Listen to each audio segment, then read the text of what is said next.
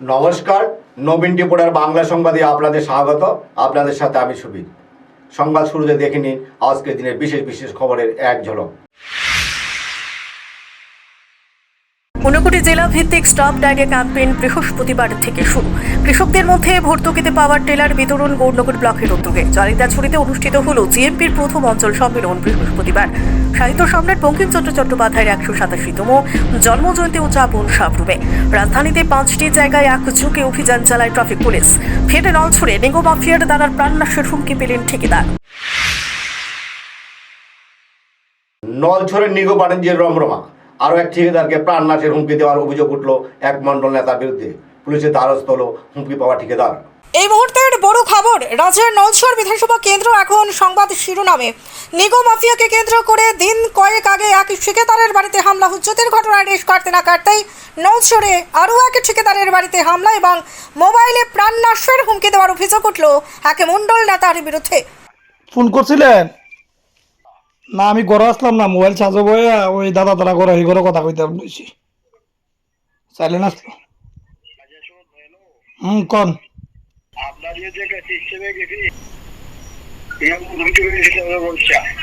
হ্যাঁ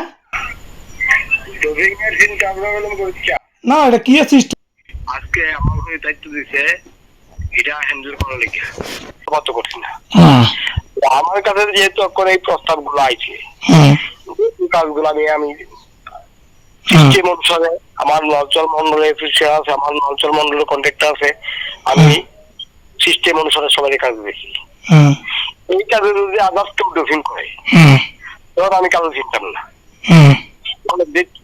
যেহেতু ওইটার সিস্টেমের মধ্যে আমি ফিরে আছি গা, আর ওইটার যখন কেউ ডোফিং করবো আমার ব্যাংককে আমি কাজে চিনি না, আমি আমার বাবার চিনি না। আর আদার্স তৈন্য বিষয় যে কোনো বিষয়ে এই কাজে যে কোনো কন্ট্রাক্টর যদি ডোফিং করতে হয়, আমি মনে করলাম যে সবসময় থেকে বড় ভোট করবো, কারণ তারা তুইলাম তো আমার ওয়ান টাইম লাগবো এবং সে যাহা নেই যে হোক যাহার বিষয় আমার নেই, তার তুইলাম তো ওয়ান টাইম আমার লাগবে, কারণ আমি করে এটাতে জড়িত হয়েছি গা। আর আমি জড়িত মানে কিটা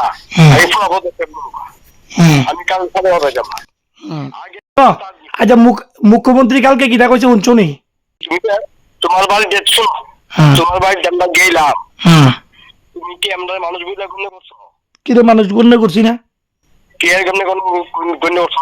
যদি মানুষ বুঝলেই গণ্য করতা তুমি ওভার ডোবিংটি কেন করো? হ্যাঁ, ওভার ডোবিংটি কেন করছো? ওমা যে সিস্টেম আছে সরকারি লাইসেন্স অনুসারে তো আমি ডোবিং করছি। আমি বিজেপির কার্যকর্তা।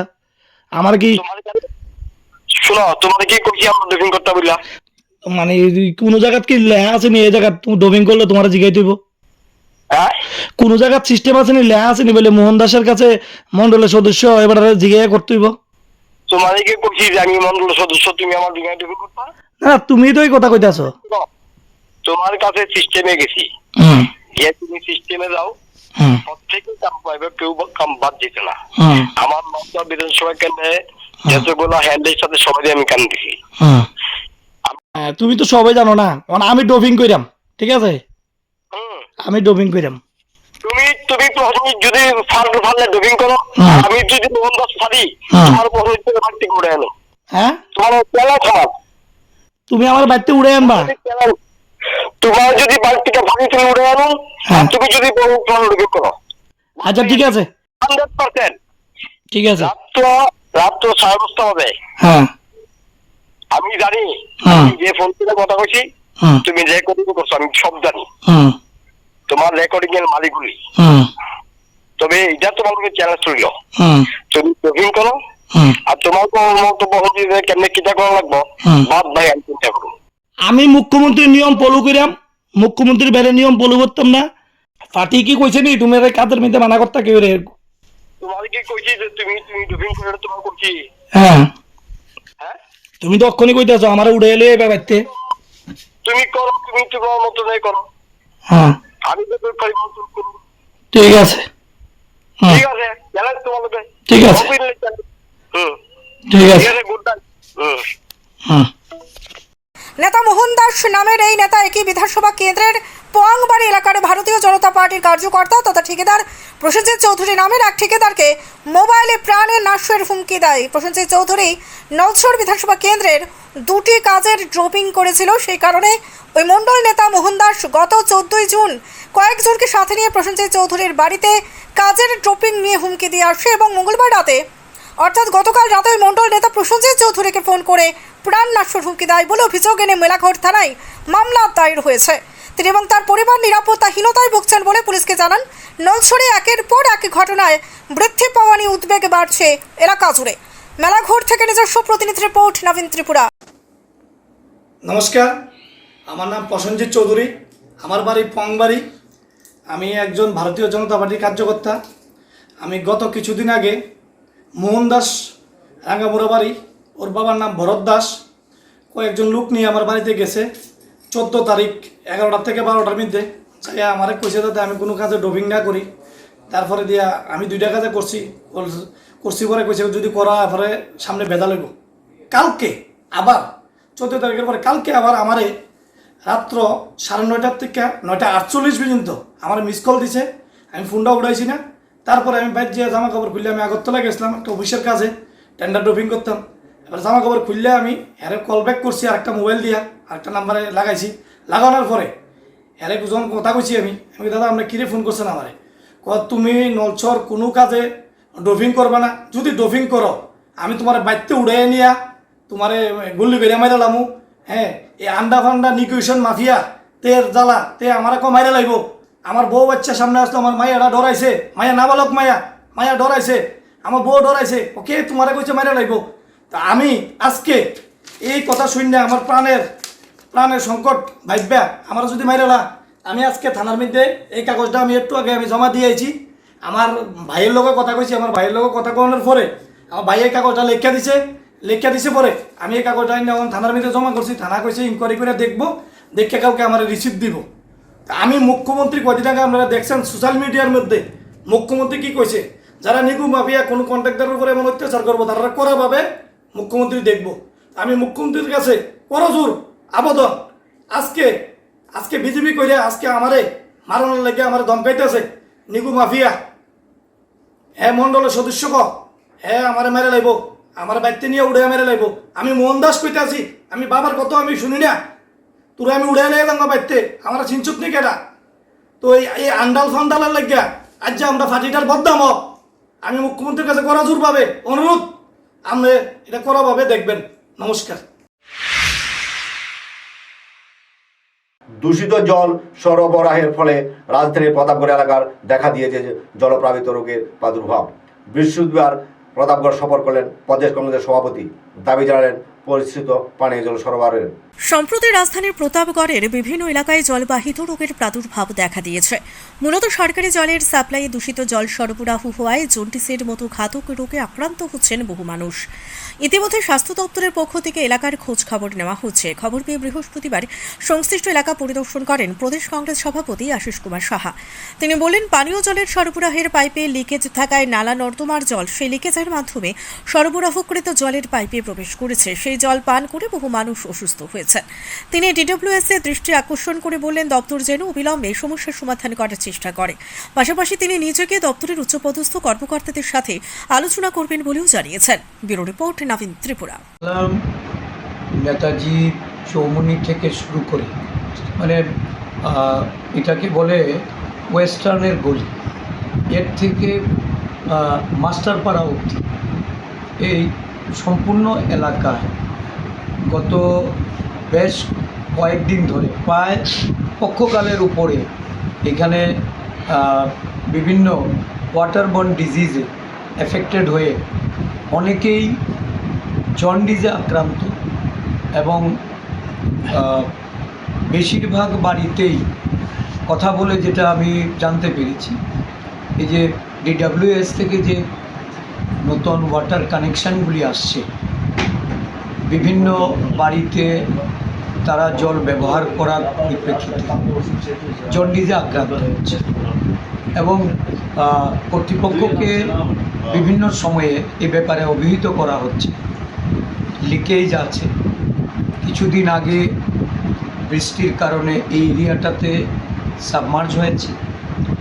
লিকেজে বিভিন্ন নর্দমা নালার জল সব মিলেমিশে একাকার। এই পরিশ্রুত পানীয় জলের যে ব্যবস্থাপনা, এতে একটা বড় ধরনের গলদ থাকার দরুন এই অঞ্চলের মানুষ তারা এই জলবাহিত রোগে আক্রান্ত হচ্ছে। যারা সংস্কার অভাবে ডুবছে সোনামুড়াতে গোমতী নদীর উপর ঝুলন্ত সেতু। গণদুর্ভোগের শিকার হওয়া এলাকাবাসীর আন্দোলনের প্রস্তুতি নিতে চলছে। 2011 সালে নির্মিত ঝুলন্ত সেতু সংস্কারের অভাবে ভুগছে।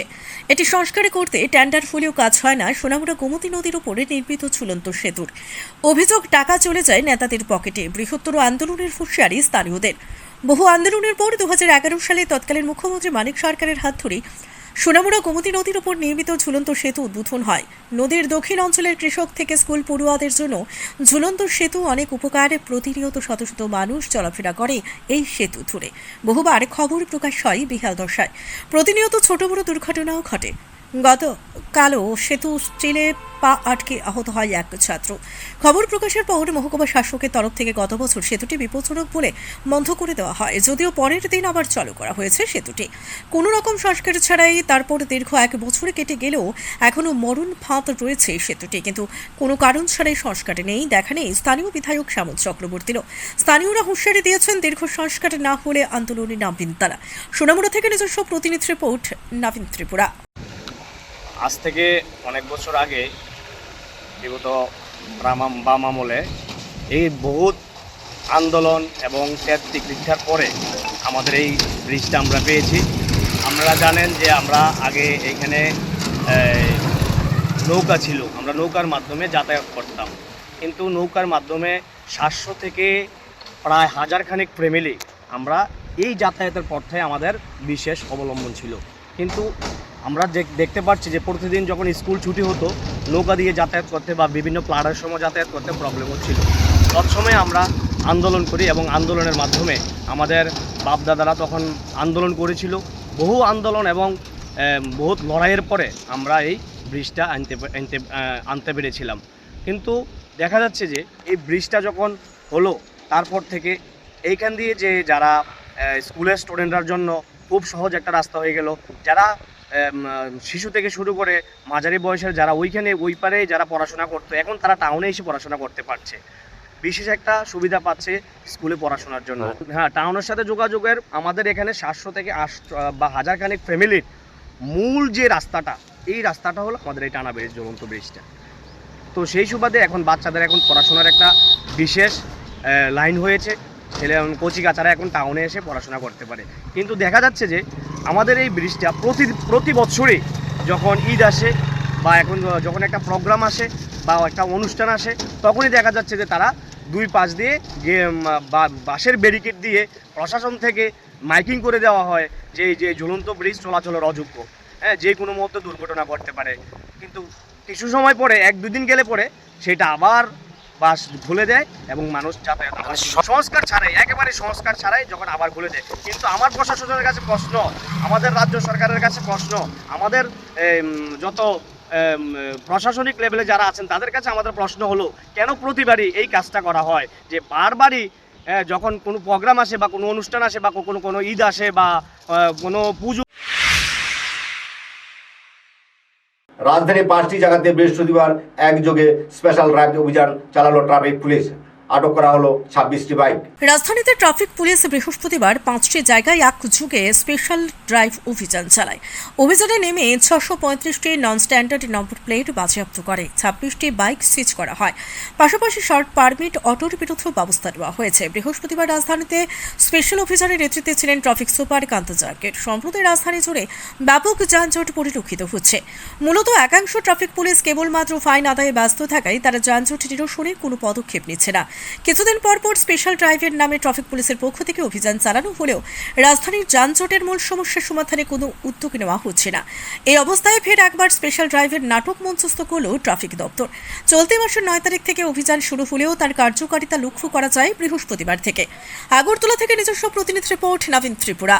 ये हम लोग fake number plate, modified silencers, non standard number plates, tampering number plates उन सबके अगेंस्ट में और शॉर्ट परमिटेड व्हीकल्स जो हैं उनके अगेंस्ट में एक्शन ले रहे हैं। और ये हमारा पूरे अगरतला सिटी में हर सेक्टर में एक साथ ही स्पेशल ड्राइव चल रहा है।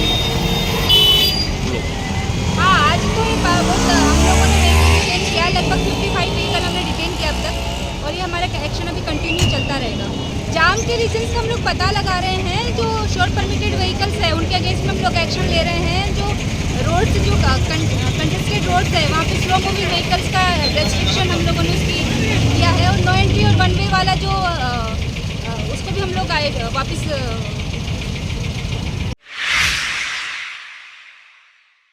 সাহিত্য সম্রাট বঙ্কিমচন্দ্র চট্টোপাধ্যায়ের 187তম জন্ম জয়ন্তী পালিত হলো বৃহস্পতিবার সাবরুম টাউন হলে। বৃহস্পতিবার সাবরুম টাউন হলে সাহিত্য সম্রাট বঙ্কিমচন্দ্র চট্টোপাধ্যায়ের 187তম জন্মজয়ন্তী উদযাপিত হয়। বঙ্কিমচন্দ্র চট্টোপাধ্যায়ের প্রতিকৃতিতে মাল্যদান এবং প্রদীপ প্রজ্বলন করে মহতী অনুষ্ঠানের সূচনা করেন সাবরুম নগর পঞ্চায়েতের চেয়ারম্যান রমা পোদ্দার দে। স্বাগত ভাষণ রাখেন এসডিএম শিবজ্যোতি দত্ত।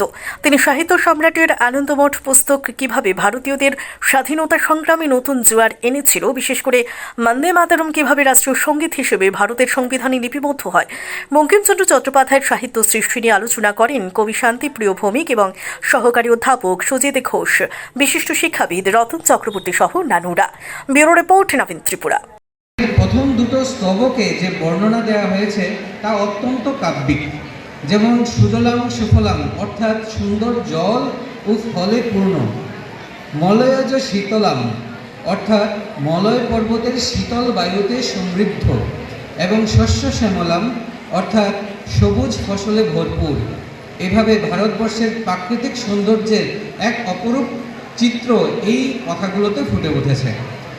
আর আজকের এই ভবিষ্যৎ প্রজন্ম, যেখানে আমরা গ্লোবালাইজেশনের পেছনে ছুটছি, তাদের কাছে এই বন্দে মাতরম একটা পুরনো গান নয়, বরং এটা আমাদের একটা পরিচয়ের অংশ। আমরা অন্যান্য দেশের প্রতি আমাদের বিদ্বেষ নয়, কিন্তু আমাদের দেশ মায়ের। মনুবাজার চালদাছড়িতে বৃহস্পতিবার জিএমপির প্রথম অঞ্চল সম্মেলন অনুষ্ঠিত হলো। বৃহস্পতিবার সাবরুমের জালিদাছড়িতে জিএমপি সাবরুম বিভাগীয় কমিটির উদ্যোগে জালিদাছড়িতে প্রথম অঞ্চল সম্মেলন অনুষ্ঠিত হয়। সম্মেলনে প্রধান অতিথি হিসেবে উপস্থিত ছিলেন জিএমপি দক্ষিণ জেলার সম্পাদক প্রাক্তন বিধায়ক প্রভাত চৌধুরী, বিভাগীয় জিএমপি নেতা যাদব দেববর্মা, প্রাক্তন এমডিসি সাত্রৈমক। আলোচনায় অংশগ্রহণ করে প্রাক্তন এমডিসি সাত্রৈমক ত্রিপুরামথ দলের রাজনৈতিক কার্যকলাপ নিয়ে তীর্যক বক্তব্য রাখেন। ব্যুরো রিপোর্ট নবীন ত্রিপুরা। ত্রিপুরা মথা কইছে এনসিও ত্রিপুরাল্যান্ড, আমরা কিন্তু ত্রিপুরাল্যান্ড না, আমরা গ্রেটার ত্রিপুরাল্যান্ড। একেবারে বাংলাদেশের মনমোহন সিং ওই গুয়াহাটি থেকে একটা অংশ, আসাম থেকে মিজোরাম থেকে নিয়ে গ্রেটার বড় এক রাজ্য বানাইব, দেশ বানাইব। ত্রিপুরা উপজাতি যুবকরা তো এসব কথা খুলে খুশি হয়, কয় ঠিক আছে। বোবাগরা তো কইছে গ্রেটার ত্রিপুরাল্যান্ড, এটা হইলে তো রাজাও আমরা, মন্ত্রীও আমরা, জুবিন মালিকও আমরা, সব তো আমরা হইব। এই দলের সঙ্গে যাও কিছু গেছে। গণমুক্তি পরিষদ কইছে, ইশারা দিয়া কইছে এইটা উপজাতিদের জন্য মহাশত্রু হইয়া দাঁড়াইব একদিন। এটাই প্রমাণ হয়েছে এখন মহাশত্রু। গ্রেটার ত্রিপুরাল্যান্ড ফিয়াই থাহা, কামাই থাহা, পড়ই থাহা। তা বলে পরবর্তী সময় কয় গ্রেটার ত্রিপুরাল্যান্ড কথা এখন কয় না। এখন কি কয়? এখন কইছে লাস্ট ফাইট নাইনি, লাস্ট ফাইট খাইয়ে চিনি রাজ্য শাসন বা লানায়, এই রাজ্য রাজন্য শাসন কায়েম খায় না। বৃহস্পতিবার গৌরনগর ব্লক এলাকার বিভিন্ন গ্রাম পঞ্চায়েতে কৃষকদের মধ্যে ভর্তুকিতে বিতরণ করা হলো পাওয়ার টিলার। বিকশিত ভারতের অঙ্গ হিসেবে কৃষকদের স্বাবলম্বী করতে কৈলাসহরের গৌরনগর কৃষি মহকুমার উদ্যোগে গৌরনগর ব্লকের অন্তর্ভুক্ত বিভিন্ন গ্রাম পঞ্চায়েতের কৃষকদের হাতে পাওয়ার টিলার তুলে দেওয়া হয়। গৌরনগর কৃষি মহকুমা অফিস প্রাঙ্গণে আয়োজিত কর্মসূচিতে উপস্থিত ছিলেন গৌরনগর কৃষি মহকুমার তত্ত্বাবধায়ক পরাগ রায় চৌধুরী, গৌরনগর পঞ্চায়েত সমিতির চেয়ারম্যান লক্ষ্মী নমো, ভাইস চেয়ারম্যান মোহাম্মদ বদরুজ্জামান, গৌরনগর পঞ্চায়েত সমিতির কৃষি স্ট্যান্ডিং কমিটির চেয়ারম্যান রোমান উদ্দিন সহ নানুরা। অনুষ্ঠান শেষে ভাইস চেয়ারম্যান মোহাম্মদ বদরুজ্জামান জানান, গৌরনগর ব্লকের বিভিন্ন গ্রাম পঞ্চায়েতের কৃষকরা 1,32,100 টাকা দপ্তরের কাছে জমা দেওয়ার পর দপ্তরের পক্ষ থেকে 1 লক্ষ টাকা সাবসিডি দিয়ে এই পাওয়ার টিলারগুলো দেওয়া হয়েছে। তবে ব্লকের চাহিদার তুলনায় কম পরিমাণে পাওয়ার টিলার দেওয়া হয়েছে। এই পাওয়ার টিলার পাওয়ায় কৃষকদের খুবই উপকারে আসবে বলে জানান বদরুজ্জামান। কৈলাসহর থেকে নিজস্ব প্রতিনিধি রিপোর্ট, নবীন ত্রিপুরা। 20-25 অর্থ বছর গৌরনগর আডলি ব্লকের অন্তর্গত কৈলাসহর আমাদের সুপারিনটেন্ডেন্ট সাহেবের মাধ্যমে আমরা 20 জন কৃষকের হাতে পাওয়ার টিলার আমরা তুলে দিই এবং সেই পাওয়ার টিলারের জন্য একজন বেনিফিশিয়ারি 1,33,600 টাকা উনি জমা দেন এবং সরকারের তরফ থেকে 1 লক্ষ টাকা সাবসিডি দেন।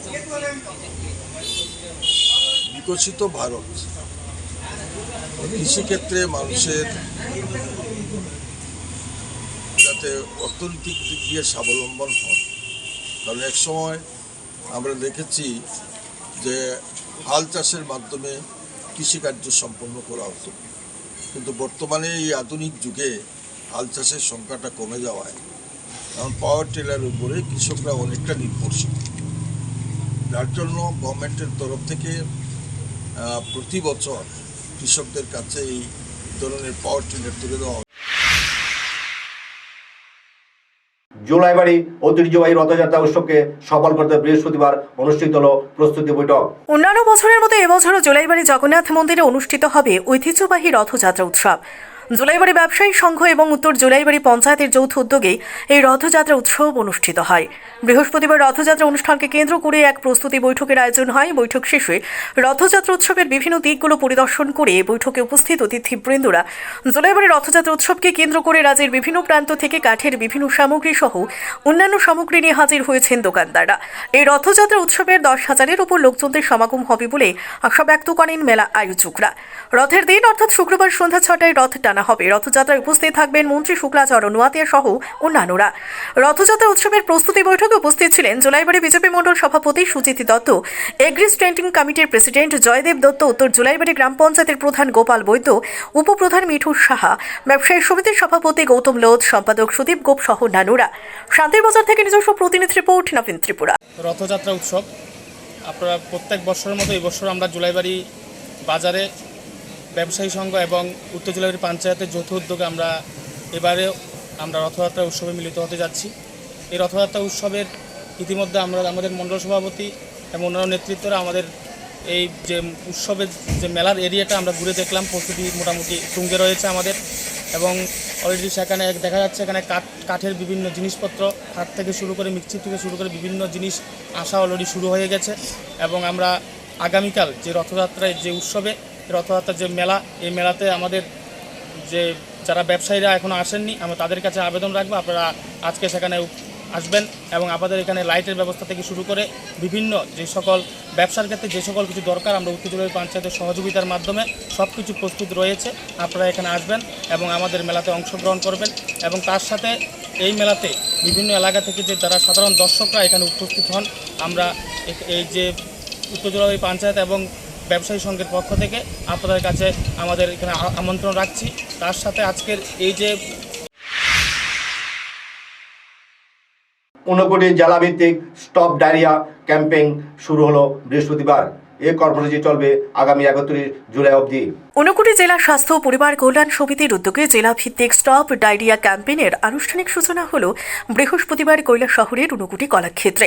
জেলা ভিত্তিক এই ক্যাম্পেইনের সূচনা করেন জেলা পরিষদের সভাধিপতি অমলেন্দু দাস। অনুষ্ঠানে অন্যান্যদের মধ্যে উপস্থিত ছিলেন জেলার মুখ্য স্বাস্থ্য আধিকারিক doctor Shirshendu Chakma, district surveillance officer doctor Shankar Subradipnath, জেলা টিকাকরণ আধিকারিক doctor Sandipan Bhattacharya, nodal officer doctor Ayan Roy, সমাজ শিক্ষা ও সমাজ কল্যাণ দপ্তরের আধিকারিক বিদ্যাসাগর দেববর্মা। জেলা ভিত্তিক স্টপ ডায়রিয়া ক্যাম্পেইন চলবে আগামী 31 জুলাই পর্যন্ত।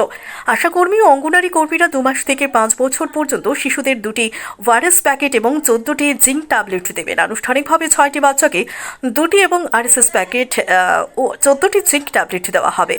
বিগত 4 বছর যাবৎ ঊনকোটি জেলায় কোনো শিশু ডায়রিয়ার কারণে মৃত্যু হয়নি, যাতে আগামীতেও না হয় তার প্রয়াস চলবে। কৈলাসহর থেকে নিজস্ব প্রতিনিধি রিপোর্ট, নবীন ত্রিপুরা। আমাদের অপরিচিত কোনো নাম বেরিয়ে দেওয়া, আমরা সবাই জানি যে ডায়রিয়া কি জিনিস। ডায়রিয়া কোনো এক সময় মরণ বেঁধেছে। ডায়রিয়ার নাম শুনলেই আমরা ভয় পেতাম। গ্রামকে গ্রাম ডায়রিয়া মারা গেছে। আমি ছোট, আমি আমার মাকে জিজ্ঞেস করেছিলাম, মা আমাদের কি মামা নেই? মানে মার ভাই তো মামা, আমরা মামা ভাই ছোট তো মা বলছিল মামা ছিল বাংলাদেশে ডায়রিয়া মারা গেছে, মানে পুরো গ্রাম মারা গেছে। এরকম ডায়রিয়ার প্রকোপ ছিল কোনো এক সময়। আজকে পেটে দাঁড়িয়ে আমরা সেটা থেকে মুক্তি পেয়েছি বা মুক্তির পথে। এখানে বলেছেন আমাদের বক্তারা বিগত 4 বছরে শ্রী শ্রী জগন্নাথ দেবের রথযাত্রা ও মেলাকে কেন্দ্র করে নবনির্মিত জগন্নাথ মন্দির উদ্বোধন হয় মনুবাজারে।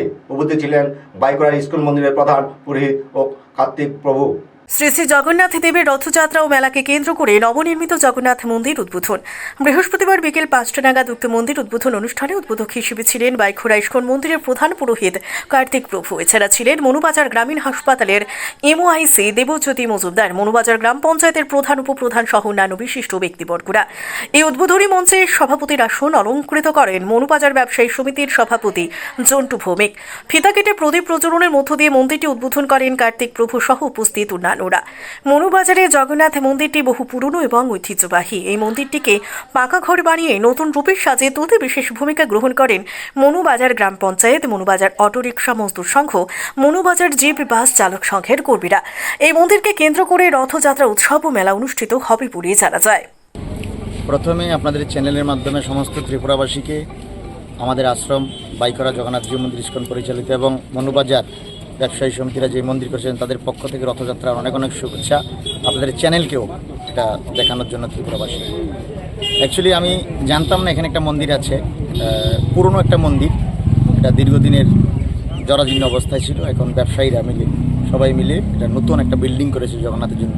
তো এটারই আজকে ওপেনিং হলো এবং এইখানে একটা মন্দির কমিটি যারা রয়েছেন তারা কিছু বয়স্ক গুণীজনদের মধ্যে বস্ত্র বিতরণের ব্যবস্থা করেছে। তাতে আমি অত্যন্ত খুশি এবং মনুবাজারের যে ব্যবসায়ীদের যাদের যে আবেগ, তাদের যে আনন্দ, তাদের যে উৎফুল্লতা, আমি কখনো কল্পনা করি নাই যে একটা বাজারের মধ্যে মন্দিরে এই ঠিক এই সময় বিজনেসের সময় সবাই থেকে এত আনন্দ করবে। তা আমি খুব খুশি। এবং মন্দির যত আমরা বাড়াতে পারি, মন্দির যে এলাকাতে থাকবে বেশি, সে এলাকাতে পরিবেশ সুন্দর থাকবে। আমি একটা কথা আবেগ দিয়ে বলি, আরে মানুষ তো কাঁদার জায়গা লাগবে। 5টা মিনিট কোথায় বসবে গিয়ে? মঠ মন্দির না থাকলে কার চরণে মাথাটা ঢুকবে? আমি এর জন্য বলি, যে যত পারেন মন্দির বানান, মানুষের কাছে কাঁদবেন, সুযোগ বুঝে সে আপনাকে রিপিট করে আবার কাঁদাবে।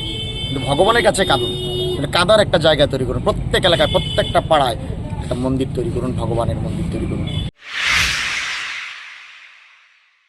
এখনকার মতো বাংলা সংবাদ এ পর্যন্ত। পরবর্তী সংবাদ দেখার আমন্ত্রণ জানিয়ে বিদায় নিচ্ছি। মনে রাখবেন, আমরা সজাগ 24 ঘন্টা আপনাদের পাশে।